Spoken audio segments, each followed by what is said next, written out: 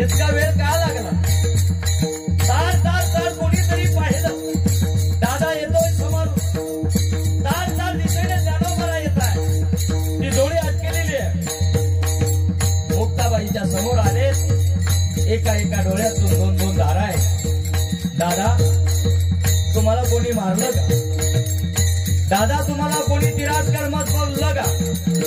असं कोणी बोललं असेल, दादा यानंतर तुम्हाला आळंदीत मी कधी पाठवणार नाही. तुम्हाला कधी आळंदीत सांगणार नाही जा. पण दादा सांगा, तुम्हाला मारलं का? ज्ञानोबांनी ती जोडी घेतली, मुक्ताईच्या हातात दिली. आतमध्ये पर्णकुटीत घुसले आणि आपल्या साधनेत प्रवृत्त झाले गड्या.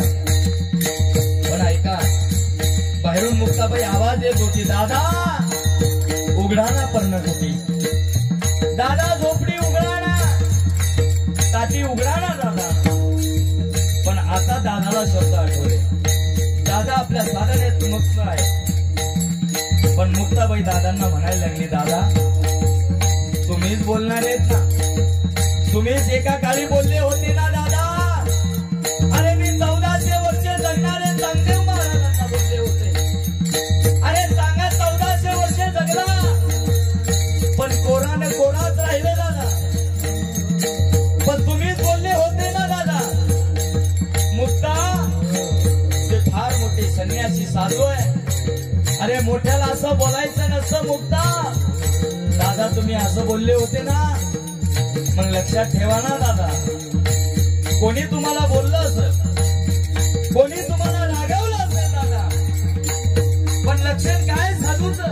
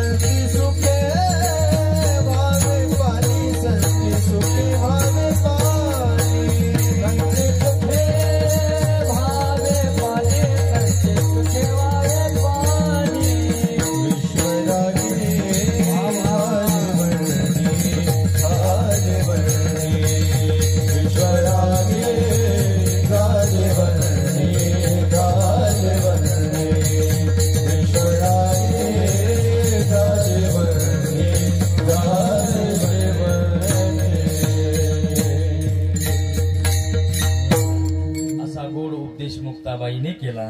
दादांनी पर्णकुटी उघडली.